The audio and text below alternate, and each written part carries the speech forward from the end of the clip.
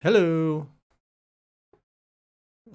So I'm kind of just chilling today. I don't really have anything planned, in the sense that usually I'd have like a piece I'd want to go over or something, and I have been working on a lot of pieces, but I think I'm going to put them on my Patreon, which I have not really got rolling yet, but I will.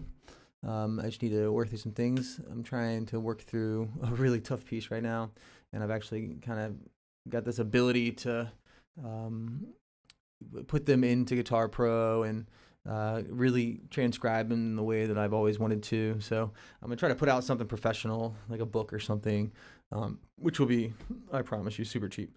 But enough for me to continue to do these things. So I'm here to answer any questions though. So if you guys have any specific questions, I can show you whatever you want. So if you're watching this back, please make sure you leave a comment and let me know if there's anything particular I should go over. In my previous videos, they seem to kind of revolve around mostly like alternate picking, changing the new string on upstroke on descending, and on upstroke descending, and then downstroke when you're ascending. So like downward pick slanting when we're ascending and upward pick slanting when we're descending. So we can talk about some more of that stuff.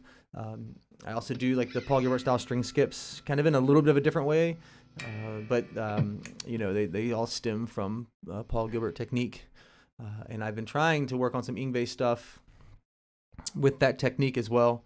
But I'm no Anton Oprin, so I struggle as a mere mortal to do these things. So maybe I'll start by going over something like that, but I might warm up just a little bit.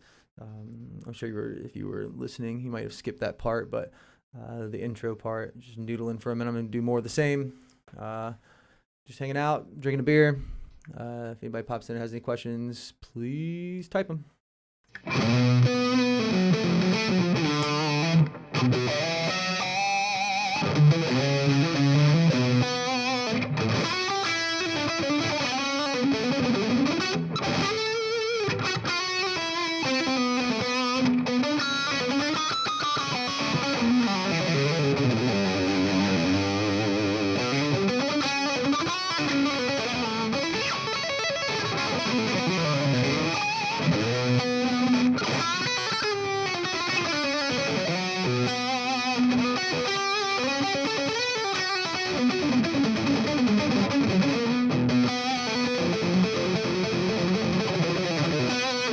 Interesting, Jason Richardson. No, I don't think I do. I saw him cover Perpetual Burn, I think it was, or maybe it was Sarana.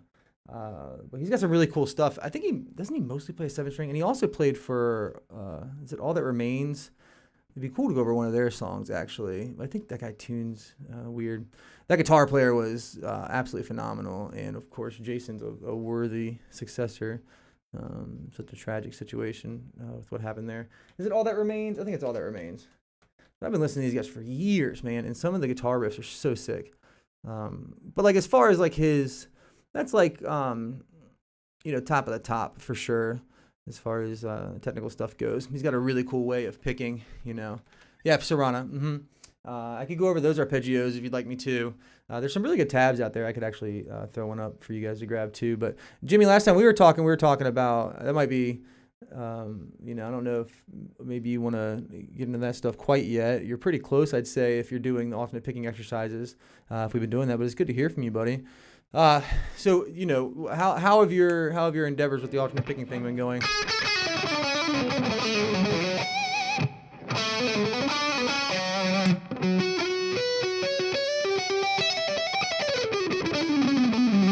Yeah, dude. What do you mean, man? Of course. We got a little community here, man. It's been a couple months since I've seen you, though. I got a good memory for those things, dude. You were popping in, you were asking about, we were going over the, you told me your hand hated you. If your hand had feelings, it would hate you right now or something like that. Going over the alternate picking thing, right? And I was giving people the idea of doing like the double picking or triple picking. Was it triple or double? I think it's triple. To get that feel of changing the string every time. We can go over some stuff like that, man. How's that been going for you? If that's what you've been doing. Good, man. What you been working on? If you're watching this back, he said he's gotten much better at alternate picking over the past couple months, or over the last month. Sorry. What have you been focusing on to get better? It'd be cool to know just so we can. It's interesting for me to kind of like quantify other people's experiences and not just my own. Like what's been helping. Because it is an endeavor, that is for sure. And as I spoke about before, mainly for me it was doing things like that, like taking maybe just 4 strings at first, doing like a maybe. Oh, that was terrible. Yeah, over that finger. And I also, let's see, just remember you're playing Gilbert exercises. Nice. Which Gilbert exercises, though, specifically? I'm only asking, and I'm not like trying to call you out or anything. I'm only asking because it'd be cool to, number one, go over them for other people, and then number two, talk about things that have helped other people.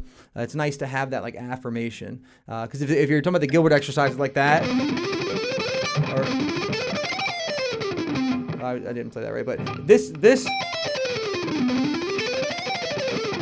splitting that into and feeling the downstrokes is what really helped me with that. Oh, sorry. Yeah. Makes you play all around neck. Well, what do you mean by that? So, yeah, of course. But when you say all around the neck, so that's a relatively achievable thing. There maybe is like a good, I know from, what's that song he does?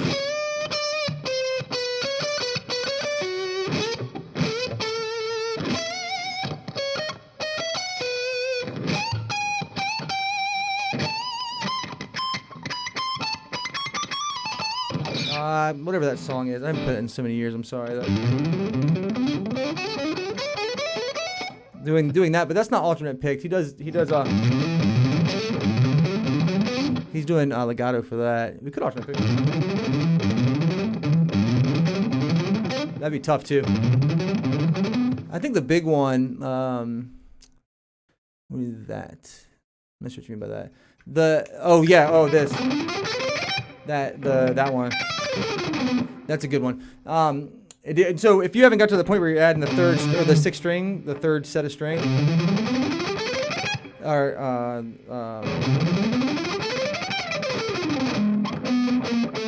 what's the? No, I don't want to keep it. I don't want to go in scale like that. I want to do. I don't want to go in scale though, because I don't want it to change positions. It's got to be easier than that. You got to make it all the same. So how would we do this? That's what we'll do. So you're gonna have to do a whole. You have to do it. There's no other way around it, really. It's gonna be like Dorian, I guess, right? There's almost no way around it. We could do. What's another good way to do that? Maybe we could do it somewhere else. That'd be a good way to do it, I think. Maybe. So the main, I'm thinking about like being off of like, remember I was playing fast is to move the hand around the neck. All right, you mean like changing positions?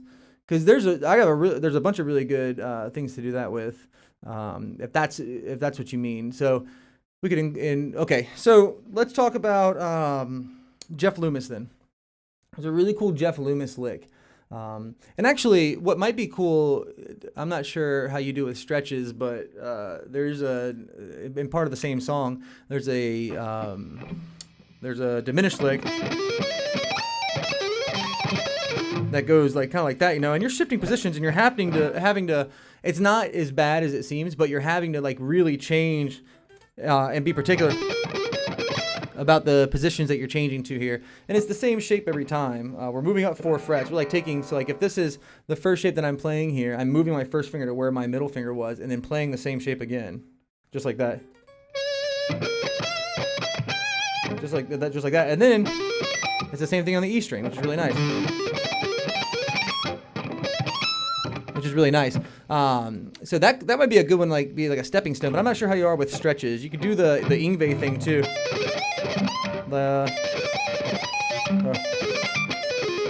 Should we go away? Maybe that's what we'll do. So I give this to my students a lot, actually, because I think that it's a good, if you have to do both sides of it, it's a little bit of a challenge. Because you have to slide with your first finger the first time, and then your ring finger the second time, or pinky, whatever you want to use.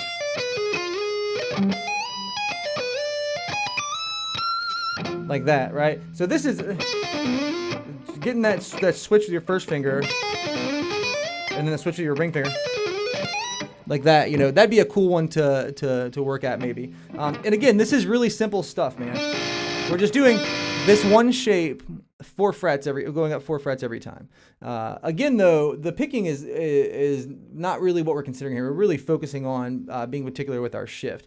And something I feel the need, because I'm not sure, don't take us the wrong way, I'm not sure of your skill level. If you're working on alternate picking stuff, I assume that you're doing pretty well. But skill level wise, I always want to make sure that the basis, the foundation is good. So it's important to me that you realize that you have to sit with the guitar kind of like this, right? So I know you see me sitting sideways there, whatever, but if I faced you straight on, the guitar should be away from you in this way. It shouldn't be completely side to side like this, right? Because that's how people struggle with that, going side to side this way. It's hard. I always tell my students, like, if you want to punch somebody that's on this side of you, it's like awkward. You're like wimpy punching them, right? And it's the same thing with moving your arm. That's the same way you're moving your arm. You don't want to move your arm side to side and try to like be accurate with it. It's really difficult. So the guitar should actually be sitting pretty much in front of you, and then you move yourself to the guitar to play it this way, right? So I'm like, it's like I'm reaching out in front of me this way. Oh, that's totally cool, man. I would say the same thing still applies this way. You don't want to be reaching with it all the way like behind you, all the way straight over. You want it out in front of you, so you're doing it maybe not a ton, right? But enough to where you're not having to battle your elbow and your shoulder to get over to these positions, because you'll never be accurate with them. And if you are, then maybe that's just something that you're in tune with. But for me, it was a difficult thing to try to do with the guitar sitting sideways. Even if it's over here, you don't want it to be straight off to the left. You definitely want it to be in front of you, pretty significantly, actually. And so I say that because your arm's the important thing, right? We're trying to lock into small shifts here and making it muscle memory, right? We're not trying to think about this every single time. We're not trying to say, hey, I want to move 10 frets, okay, 1, 2, 3, 4, and counting them as we go or something like that. It becomes a muscle memory thing, right? And so setting ourselves up for the best success, I think, is the way to go. So what I would say is allow the guitar to kind of move out away from you, so your arm can go. So you're going out away from yourself, not left to right. It's more like out and in. And I think that's something that's pretty well looked over as far as playing quickly is concerned. But if you look at all the pros, like all the big names and stuff, they all do it. They all sit that same way, even if they have their guitar on their left like that. They still do that. Like Rusty Cooley plays with the guitar kind of coming off of him, just like that. You'll see him like leans into it this way and plays like this, right? Especially when he's getting up on the higher frets to do stuff, because it's almost impossible to like make these big shifts any other way. And even then, getting up and playing the higher frets is much easier. Obviously, playing on your left leg too. Paul Gilbert himself, when he did. He's like doing Get Out of My Yard and Let the Computer Decide, and those songs were doing those big stretches, and like the end of what is it? I guess it's Viking Kong. Maybe it's Viking Kong. But he's doing these big stretches and stuff like that. He's having to. He even puts it on his left leg and kind of sits like this with it out in front of him and kind of looks down it like this for that reason.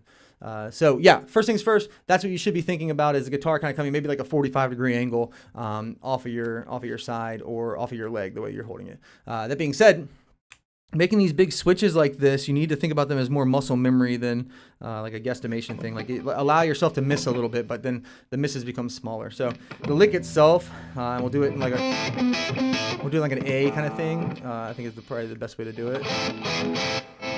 And so. Sorry. I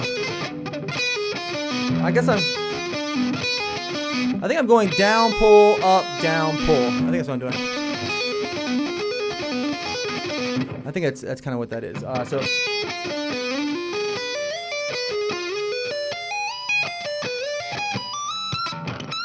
As he misses the bend. But this, I'm playing the same shape over and over again, right? This is a very Yngwie-esque shape. That's what he does, I think.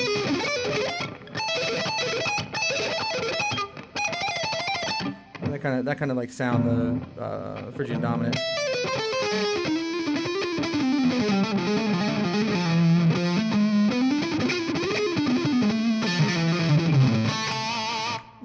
That kind of thing.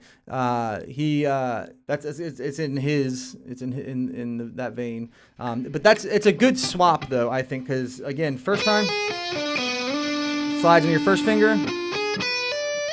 Second time it's on your ring finger. That kind of thing. So try that one out. Do you have your guitar with you right now? If you don't, is that slow enough? Am I playing that slow enough to be able to decipher what's going on there? I used to hate when people would do that. I'd be like, yeah, man, check this out. All right, you got it? Yeah, man, I got it. You like almost don't want to say no. You do? Oh, okay, cool. All right on. Yeah, it's like, yeah, bro, totally got it, man. Don't worry, I'm cool too, man. It's like, oh, I used to hate that. All right, well, so then the step up from there is doing it with, oh, nice, awesome. The next step up from there is doing it with the big stretches. And I see these as like the scarified string skips, because they are. That's what he's using this shape. Jeff Loomis has the same shapes, and I know I'm kind of going in circles here, but I promise we'll loop back around to Jeff Loomis in just a second. And so the main shape would be like, if you think about the Paul Gilbert, like his main.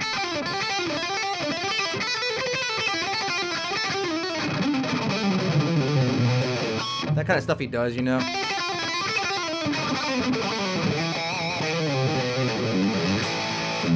He has this like rolling. And I saw a video, maybe it's been years. This is probably like 2006 or something, like 8, 7, whenever YouTube like first came out. And it was like a video that he had sent somebody, and that's how he told them, was to start with a smaller lick first, and then move to the bigger one, and the smaller one being. And what he's doing there is he's outside picking everything he can, pretty much. He's an upstroke to downstroke. Pull, pull, and then he's down, up, hammer, hammer.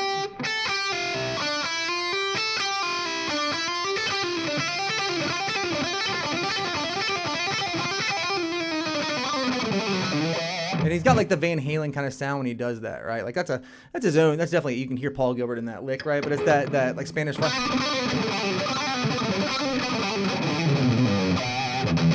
That Spanish fly kind of thing, right? Which I think is really cool. It's like his own amalgam of that. And of course, that's like, I'm not doing exactly what Paul does, and I don't think I'm doing exactly what Eddie does there. It's like you kind of start to do your own thing with it, if that makes sense. Like it of course sounds like both of them, but you start to just kind of do like, it starts to feel like whatever licks that your fingers are used to. That's what like your fingers kind of take over, and that would be like a Paul Gilbert thing. And I think Eddie would think he had like that kind of thing. You can combine them both, you know. But anyways, I digress. The lick itself, this one lick, on the small level looks like that. On the big level, looks like this. Right? And so we're doing that Scarify string skip now. Like that, right? So, but the picking's the same. We just have to skip a string 2 times. So up, skipping the B string, down on the G string, pulling, skipping the D string to the A string, back up. So it's the same thing. Up, down, pull, down, up, hammer, hammer.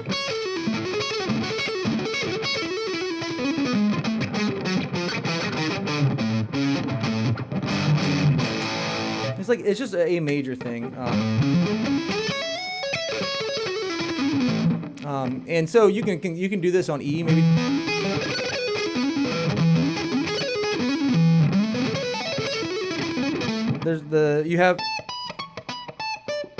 You have A major right there. You can just tap out as well, which is nice.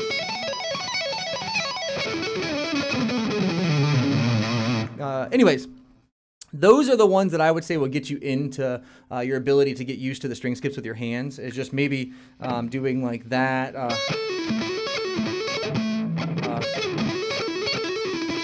And then like messing with it, you know. And then also maybe the like Pachelbel's Canon. If you learn how to do your major string skip, which, you know, major third right here above my root, minor third right here, which I change both of these notes, major third to minor third, so major.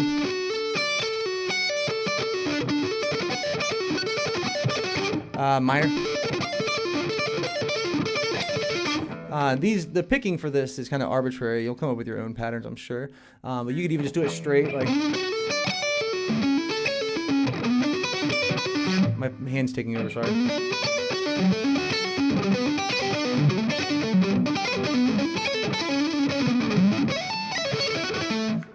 Anyways, that kind of stuff is good for getting this hand, I should say, ready for this.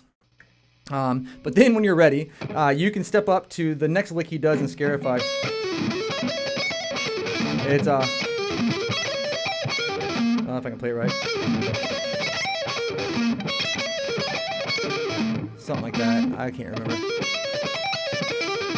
But this lick itself, everybody uses this lick. This is a really cool one. The way Jeff Loomis uses it, as I make my turn back over here off my Segway, he uses it like that. And we're doing this, since this is just a diminished lick, I can move up to my next position.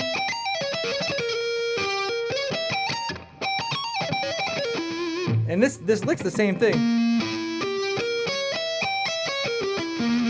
Moving up, all the way up.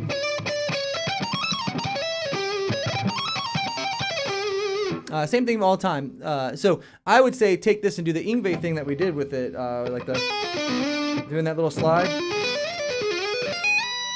doing that kind of thing. We can do the same kind of thing. Or whatever licks. Mine's doing the Jeff Loomis one right now, because that's kind of what we're talking about, and I don't want to get too diverted from that. So that being said, though, that's the stuff that I think would help with the shifting, right? Having to move to that next position. Of course, you see me doing other shifts like that. Doing your something like Serrana would be really good, or Perpetual Burn, because these arpeggio. They're just. It's like big chords, big triads, I think mostly. I think almost all of them until the end are just triads that are switching. I don't even remember, man. Oh, man. I completely forget it.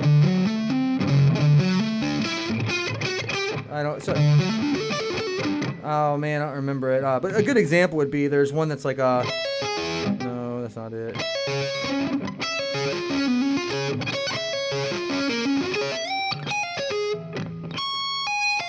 So you can find that in 3 spots.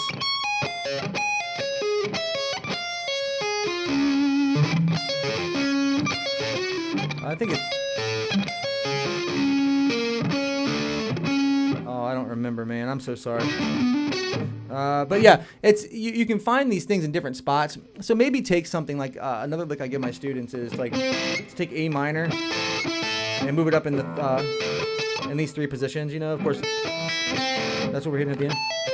Just like the big A minor, like the regular A minor shape, right? And then we're doing like our E shape for A minor. And we're doing like our D shape for A minor as well, and then doing the A minor shape again.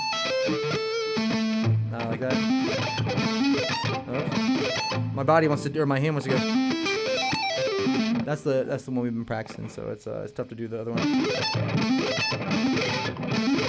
Tough. Anyways, what I would say to do is maybe take like 3 positions like that and just work those back and forth. You can do it with anything if you wanted to. The major positions aren't bad. Maybe just like 3 strings or something at first.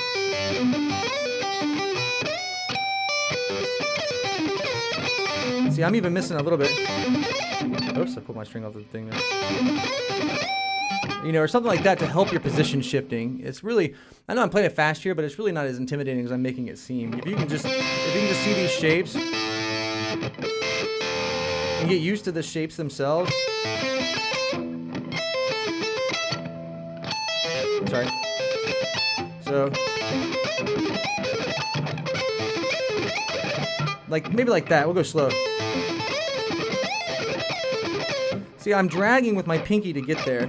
I'm not I'm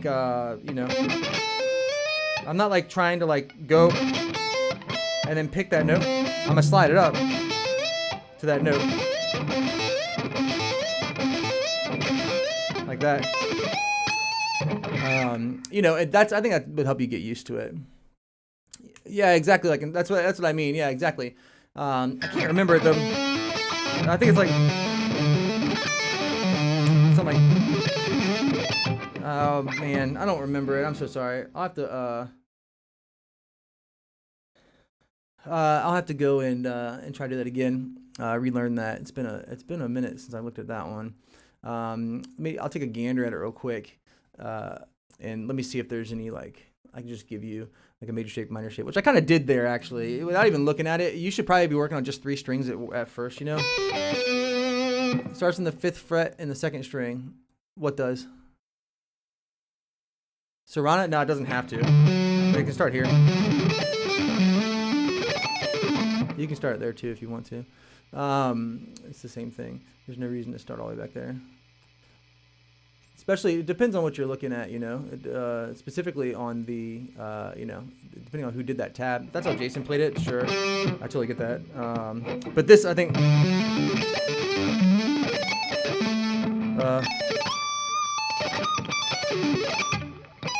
oh, man.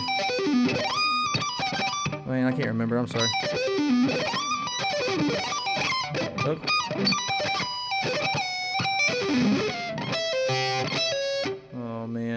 Yeah, I'll have to look it up and try it. I'm sorry, dude. Look, I mean, that might be how he plays it, but I think it's more advantageous to try and do it the way it's easier.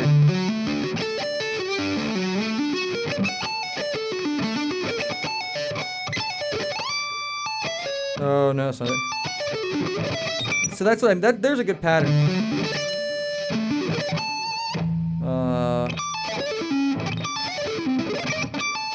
No, I keep doing the wrong way. Sorry. So those three shapes, I think it's a good place to start for you, because all we're doing is just playing the same chord in three different spots on the guitar and just sweeping it. Let me see though. Maybe I could give you a better look than this.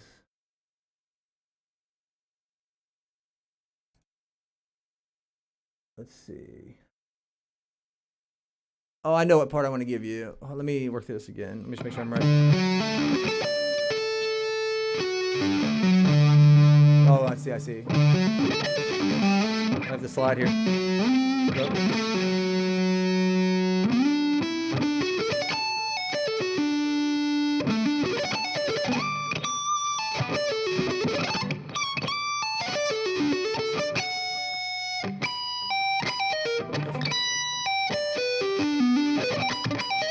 Yeah.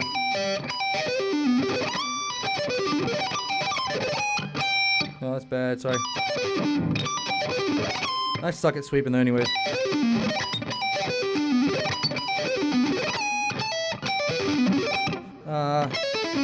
So this is the one I want to give you then. So our D shapes first. Now we have our like A shape, and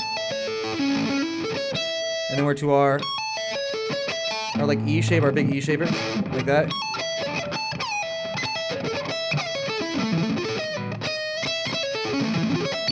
So maybe try that. Is that right? That's what I would say to try, is that one. The position shifts aren't the tough part though, it's the sweeping. I'm so bad at sweeping, man. It doesn't feel right to me. I always try, like I do some sweeping in my own playing. I try to keep it like minimum though. I really like alternate picking everything. And if I have to sweep stuff, it's like, it has like a lot of like hammer-ons and pull-offs in it, generally at least.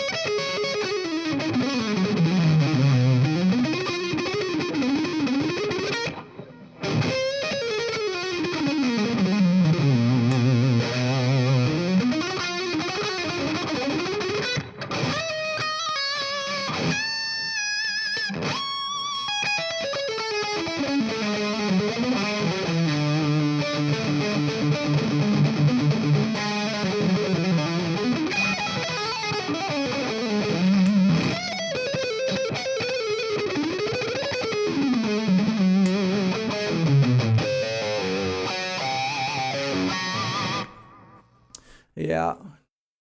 All right. So enough sweep stuff.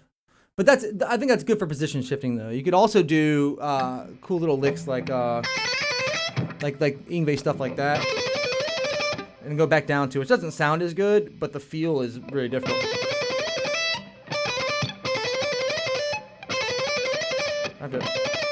That's what it is. That's a tough lick to do.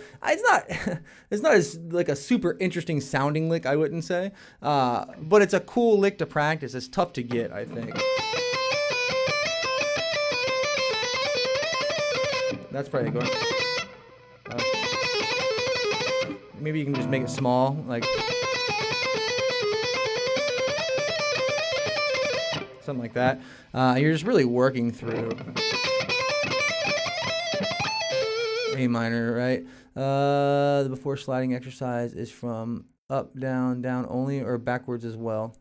The before sliding exercise. Which sliding exercise? Is that this one? Or is it that one? Or are we talking about the Serrano one? Oh, this one. Okay. So this. So we're gonna go. So yeah, we're gonna go down to the first note. So yeah, I'm sorry. Okay. We're going straight down, all the way down first, and then sliding up with our first finger, and then all the way up and sliding with our ring finger to go down again. Like that.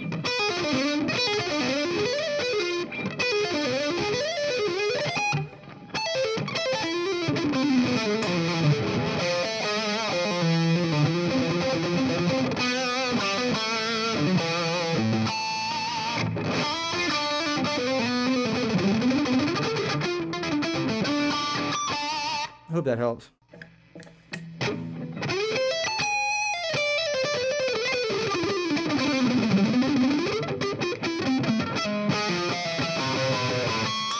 I still think one of the best picking exercises has to be the, I think it was Andy Wood. It's like a combination of Andy Wood and Troy Grady. They both did something like that. Because you have to restart your stuff. This is a 1.0 flow, Dunlop flow. It used to be, I think 1.0 is definitely too thick. I think you can hear too much on the strings, but I think this particular pick is a good compromise between, because I was using 0.73s for the longest time, and I still do occasionally. It's funny, I just recently switched back to these picks. I almost wanted to, see, and look, to each their own. I'm not gonna tell anybody what to do with their own stuff, but for me, 1.5 makes way too much noise on the strings. They just make too much, like, actually I have some, like, not those. These are 1.0s as well. I had some, but it's like, if you can notice, like, here's a 0.6. It's like no noise on the string. I don't know if you can hear, but it's making like a chirping noise. And I always find that the thicker picks make like this chirping noise, and then it gets to be like, if you're doing, that's all you can hear, and it drives me nuts. But this is like, I think this 1.0 is a really good compromise for it. But like the 0.6 is like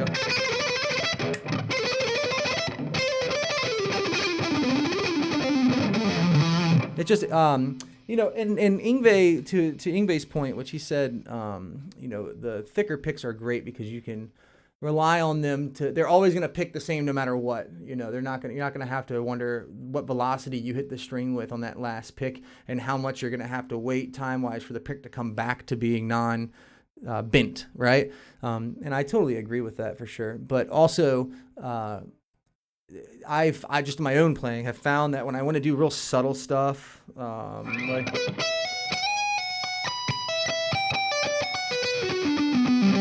like I can hear the chirping with the thicker picks. I don't have any out actually. I wish I did so I could really demonstrate what I'm talking about. I just can't find any right now.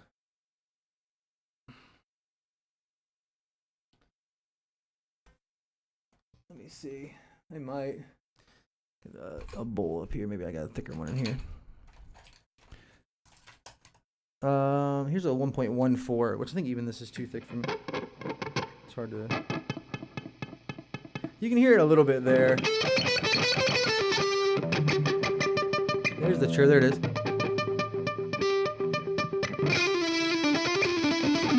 You can hear the chirp every once in a while, right?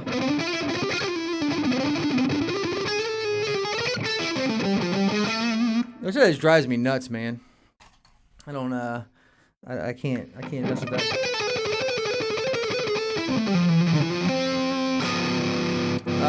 Elixir 9046. Well, I should say on my longer guitars, like a 25.5-inch scale guitars, I play 9-46, and then on anything smaller than that, it's usually 10 to 52, I think.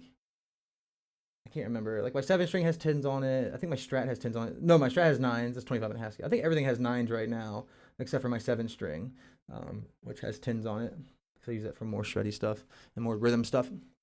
But all the Les Pauls I've ever owned, I think I even put 11s on them at one point in time. I just look for the same string tension. Like what's funny is this guitar feels like it has way more string tension. Like it feels like I'm playing 10s on this versus my Strat, which feels super loose to me now that I go back to it. And it's got the same exact strings on it.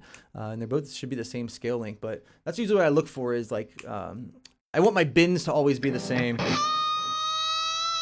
If I get to the point where I'm like, I'm instantly bending too much. I'm not a fan. I had I guess the Yngwie guitars ship with 8s on them, and I remember playing one and just being like, there was zero sound difference in my opinion. And there was like the opinion, people have all these opinions in the guitar community about like, different body woods and stuff. And then there was a kid who hooked his pickups and bridge and stuff to literally a bench, like a bench, and it made the same exact sound as like a really expensive guitar. And I thought it was like a funny, because all these people go crazy talking about tone woods and stuff, and I think there's credence to it. But that being said, I think it's funny that people have these particularities, and tone comes from thicker strings or whatever. I don't buy that one at all. I don't think sustain comes from thicker strings either. I think the sustain comes from your ability to set your guitar and amp up properly to your own playing style, and your ability to bend and hold the string where they need to be. Like Yngwie gets some of the most insanely good melodies and sustain and vibrato I've ever heard is on Rising Force and just Yngwie, most of Yngwie's early albums, and they were like all improvised too. And it's like, how do you get better than that, man? Like. PRS copy, huh? What's wrong with that? Nothing wrong with that.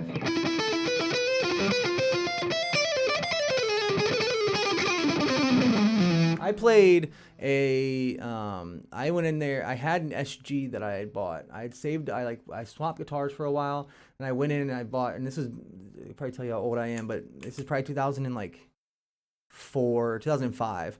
And I went in and I bought one of like the faded SGs. They had a deal. It was $5.99, if you can believe it. And one of like it was like the real stripped down version. It still had the they call it the 495, 490Ts or something like that. 490T and something like that in the neck too. So that, it was Gibson guitar, made in America. It was a nice guitar I ever owned, and I ended up trading it in for a literal like $200 RG. It was an Indonesian RG. It was like a 120B, I think is what the RG was. Like as low as the numbers can go for RG, which I think is hilarious. Because it's all about what's comfortable for you. I don't think that matters so much. Like now I'm here with like all Japanese guitars and American guitar. But that being said, you can put work on any of those things. So yeah, good, man. It's good. It's good if it's good for you. I think that's the important thing, honestly.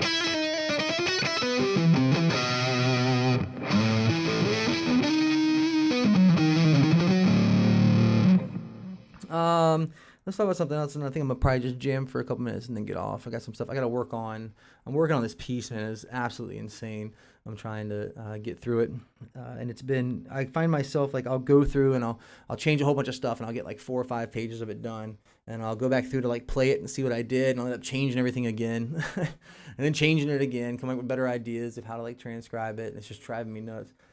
I went over, you should go check the other video. I went over a really cool classical piece last time. I don't think I went over Paganini. I think I went over Paganini's 18th Caprice, which I was also working on. It's got some tough stuff. Nope.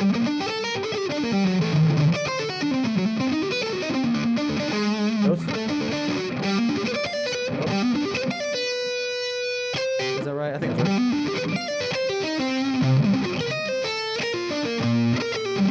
Oh, no. Nope.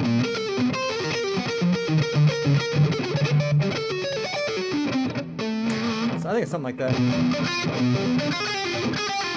Nope.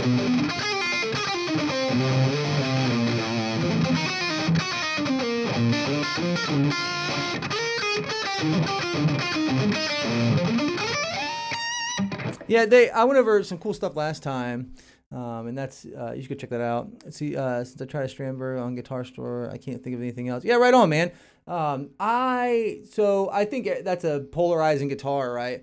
I wasn't a huge fan of the neck. I'll be honest with you. But there was not that it was super nice, man. Like, don't get me wrong, but it's got a particular kind of neck on it that I think it's your kind of thing or it's not your kind of thing. But I think it was a super nice guitar. And I think headless guitars are so cool. I'm actually selling my Kiesel, as I'm saying that, but I'm not selling it for the reason that it's headless. I really enjoyed that fact. It being a full-size guitar. Technically, and I think as Alan Holdsworth said, he was talking to people and said, he was like, man, what's funny is this small guitar, he's like holding it like this. He's like, this guitar is bigger than a Les Paul, but technically it is. Les Paul's like, what is it, 24 3/4, 3/8, or 3... It's 24 and 3/4. I think that's what it is. And then like, that guitar is 25 and a half, just like the Kiesel is. I think that's so cool. And I really enjoyed my Kiesel and I set it up the way that I wanted to, but I bought my Strat and then never played my Kiesel, and I wanted something that was different enough for my Strat, and the Kiesel wasn't different enough because it was hum single, and I didn't want to put more money into it. I wanted 24 frets and I wanted a thick neck, which this has brought me all of those things. I'm in love with this guitar. But again, the Strandberg stuff and all that stuff, I think is so cool. I think it's like, that's so cool. Like, do new designs. It's like, because the guitar has been like practically the same. Like, don't get me wrong, this is a whatever 2020 design and model and et cetera, right? But it's still the same, It's like Les Paul set up, right, from the 50s, more or less. Floating bridge, like completely normal, innocuous floating bridge, like always. A 3-way switch, flame maple top. It seems like it's such a normal thing, Yeah, dude, I like it. So the Kiesel weighs like 6.8 or something like that, I think. I know exactly what you mean. It's really crazy to play those really light ones. It's like, why are guitars so heavy then? I think this one doesn't even weigh 8 pounds, or yeah, doesn't even weigh 8. I think this one's like a little over 7.5. My Strat is like 8 pounds though, which is funny. I think my RG is the same, but that never really bothered me. But that being said, though, I know it's so crazy. Like, feel so comfortable on it too. The Kiesel for me cut off, like, it's like cut like right here though, and it was the same thing with the Strandberg. I couldn't. My arms are longer.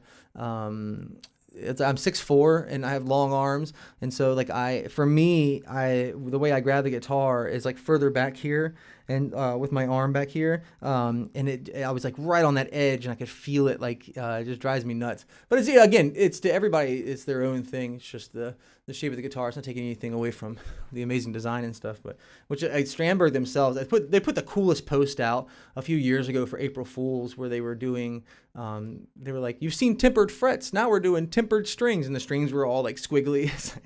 Yeah, people bought it. They're like crazy. Like, when do they come out? When can I get some? Jeez, you guys, man. On April Fool's Day, nonetheless, you'd think they would realize, but I thought that was hilarious. Anyways, all right. I'm going to do some playing, and then I'm going to get out of here and work on my piece for a little bit here. But, dude, I really appreciate you hanging out for so long there, Jimmy. Really cool to talk to you again, man. If you think about some stuff, man, leave a comment for me. It doesn't have to be right now or anything. But leave a comment for me and let me know if there's like anything particular that you want to go over. Like if you're working on something or you're like, hey, I thought about this, just leave a comment on the video, and then I'll talk about it in the next live. I'll make it like the main thing we talk about because there's nobody else who's saying anything. So cool, man. All right. Well, good luck in your endeavors, my dude. I really appreciate you popping in here and asking questions and stuff. And helping out, dude. Of course, man. That's what I'm here for. I love doing this stuff, man.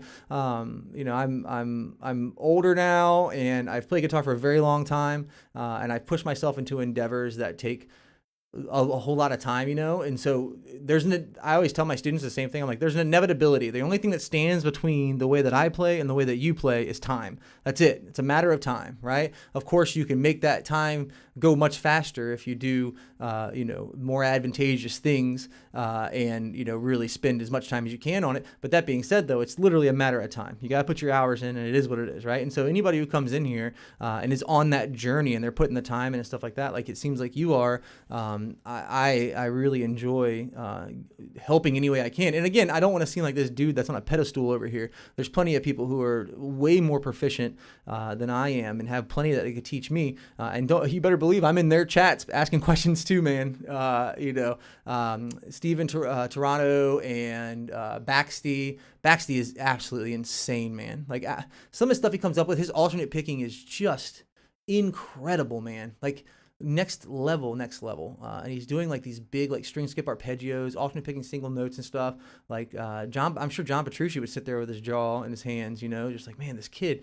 And he really is so great. And they're all nice people too. And it's really cool to see all that stuff. And you better believe I'm in their chats asking questions too. So I don't want to seem like this dude that's just, like, yes, come ask me for guitar tips. I know everything. Because that's totally not what it is. But yeah, thanks for hanging out, bro. As I ramble on over here, I'm going to play a little bit and then I'm going to hop off. But I really appreciate you. Leave me a comment, my dude. Yeah, I know, dude. And the cool thing is, and of course, the guy is he's so cool, man. he'll play this amazing thing, and then he'll play it slow. He'll have in the next video, he's playing it slow, and he'll even give you tabs for it if you wanted to. It's like, it's so incredible, man. Something you should look up is Steven Toronto's. I'm pretty sure that's how you say his name. I'm so sorry if it's not. I'm so bad with names. It's like Taranto. I'm pretty sure. Yeah, Taranto. He's the guy. Nobody knows this. It's so funny. I didn't know it either. But he's the guy who plays the solo that is the coolest solo. Like, sincerely, like one of the coolest solos I've ever heard in my life. Was on a song by Pliny. I don't know if you know Pliny, but it's on a song by Pliny called "Away." And I can't play it. I'll get copyright struck. But I'll put the link in the chat real quick. But this solo is, I think, one of the best solos ever. And it was Steven Toronto who played it. And so I always assumed that it was Pliny who played it. And I think everybody who watches, I put it in the chat, I think everybody who's listening to that song probably thinks it's, Pliny as well, just because why wouldn't you? You don't, there's not really, I'm sure if you looked in the, like you hear this on like Spotify and stuff, it comes on as part of like different playlists and stuff like that. But, it's not like a known thing. It's not like widely known, but man, yeah, so listen, and the funny thing is, I would call him, but here he is playing a feature on an amazing album by an amazing artist in Pliny, right? So it's hard to really just label him as a YouTube guitarist, but I know exactly what you mean. These Instagram and YouTube guys that's where most of their stuff is going, and most of the stuff that they are doing is like incredible. It's cool to see people like Jason Richardson like step out of that, but I wish these guys got more like Toronto and Baxty.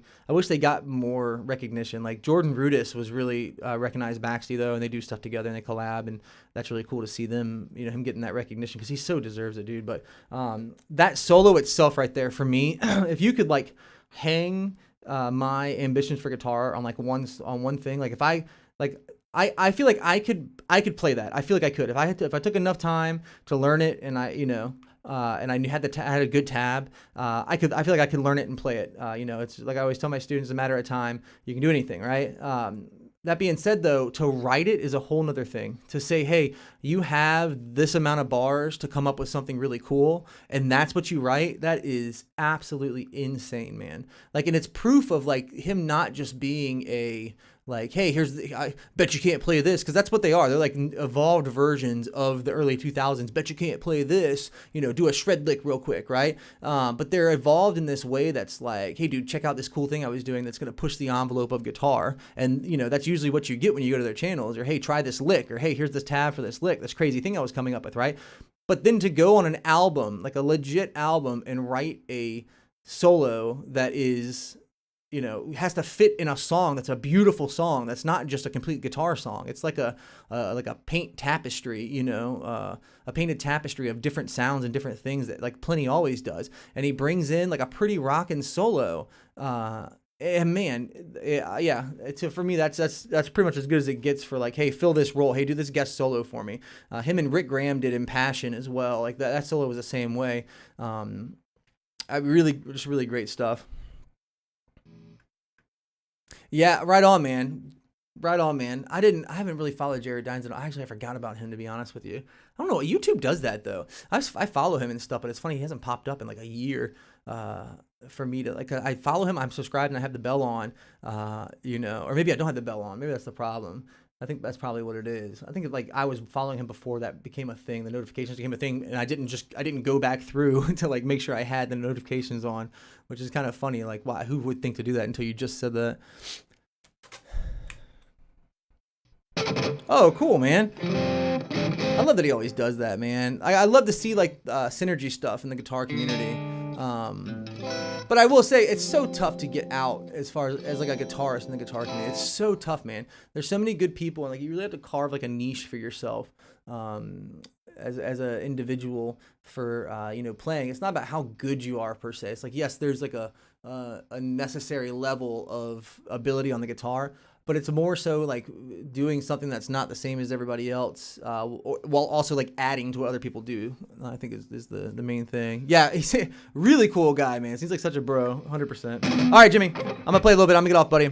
Thanks again for popping in here, my dude, and I will see you next time. Todzilla, what's up, dude? Oh, dude, what's up, man? Go figure. As soon as I'm about to get off, my guy. I'm so sorry, dude. I'm happy you popped in, though. Dude, do me a favor. Watch this video back. I got some pretty good tips in it. And do me a favor and leave me a comment. I'm probably going to pop on. What's today? Today's Sunday, right? I work on Tuesday. I'm either going to pop on Tuesday. I might even get on tomorrow if you guys leave some comments and you got some things you want to talk about. But I've been working on these pieces that I'm trying to transcribe right now. And that's why I'm getting off after about an hour or so to really try to put the due diligence into that.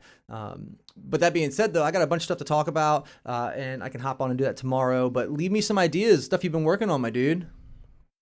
Yeah, you should, man. I need to get back into streaming too, man. I know exactly what you mean. It's like you take some time off. You're like, holy shit, I haven't pushed the live button in 2 months, man. Like, what is going on with me? But yeah, anyways, all right, dudes. I will talk to you guys probably tomorrow. If not, then it'll be Tuesday. But do me a favor, leave some stuff for me to work on, or anything that you guys want me to do for you, okay? Oh, really? Oh no. So you could probably just re-download that whole pack. I've got the what are they called? The re-plugins. What are they called, man? Yeah, it's just replugs. I think that's what it's called. But I've been using, what do you use? You use OBS. Yeah. So I use Streamlabs though. Streamlabs OBS is what I've been using. It just makes it, I've just used it for like years now. And I think the regular OBS is better, but I can't get it to agree with my recording software and have everything be like, hey, you can hear my audio synced up at the same time as you can hear my guitar playing through my amp, through the microphone while you hear my voice at the same time. It was so hard to get everything to sync up together. Oh, nice, man. You probably have a way better setup than me then. Oh, I see the late. Yeah, it's ridiculous, man. Yeah, so Neural, that's what I was using for a while too. I had a hard time dialing it in, but I was having a really good time with it. But that's the thing. I even contacted a guy named Jesse who streams on Twitch. Really good guy. He actually plays for Kiesel. Jesse Michelle. I don't know if you guys know him. But he was like, yeah, man, the latency is like a daily fight thing. And I got to this point where I looked up these things and I got this one. I don't know if I can pull it back up and tell you what it's called. Let me see. It's called. I don't know, man. I'm so sorry. I don't know what it's called, but it's a. I'm sorry. I could. Yeah. I'm not sure what it's called, but it's like this program you can download that is like, it's almost like a DAC.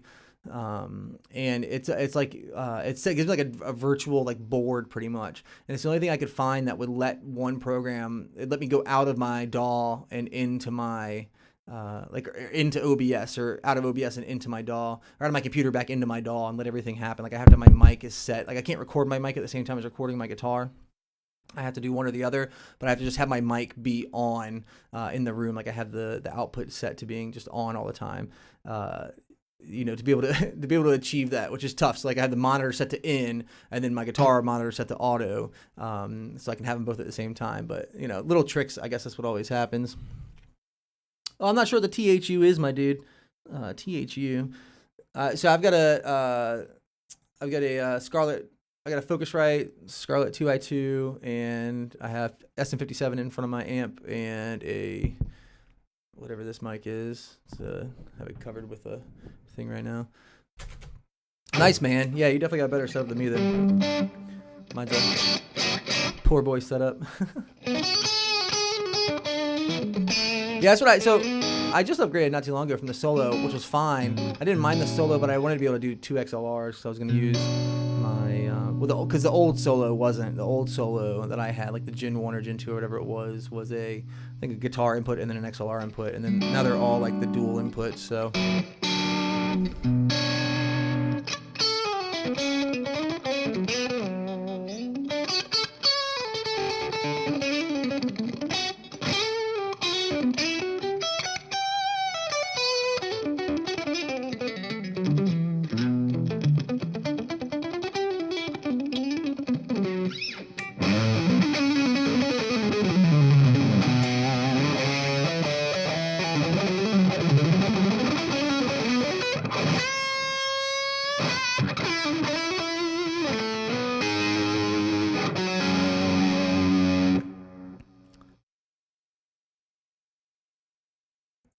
Is that a name of a song?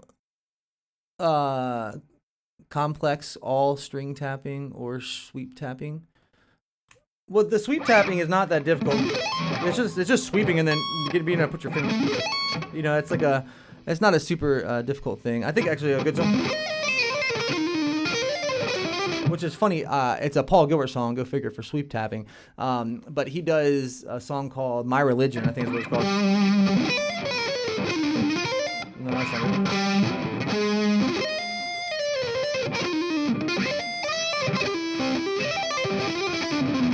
I'm not playing it very well right now, sorry. I haven't played this in so long. Is that it? Yeah, oh, I see.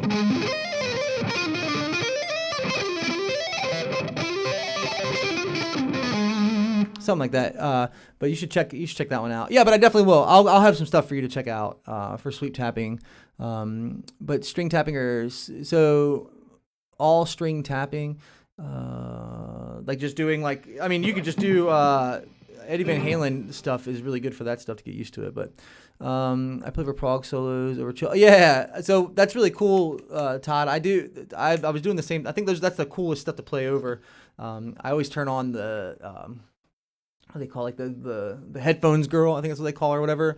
I used to always use that when I was studying when I was in college, and that was my favorite stuff to. Yeah, buddy, no problem. Have a good one. I need to go too. I'm just rambling on. I can't help myself. I just feed right back into it. You too, buddy. But yeah, check this out. Yeah, but the headphones chick, man, I used to just sit there. I'd find myself. I'd study for a while, or I'd work on whatever I want to work on. And I'd find myself going and just jamming with it. It was hard not to, you know. All right. Well, I'm gonna play a little bit, and then I'm gonna hop off here.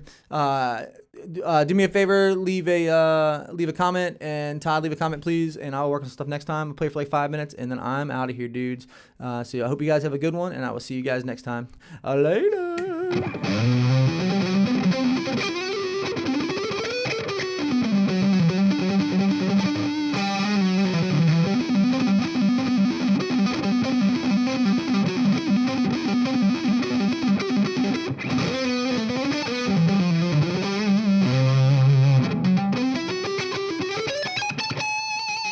Terrible.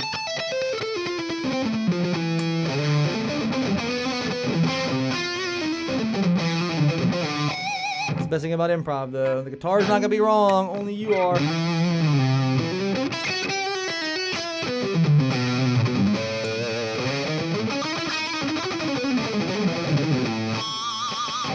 All right, dudes. I'll see you guys next time. Appreciate you guys hanging out and typing and leaving comments and stuff. You make me want to do it again. So I'll see you tomorrow or Tuesday. Later.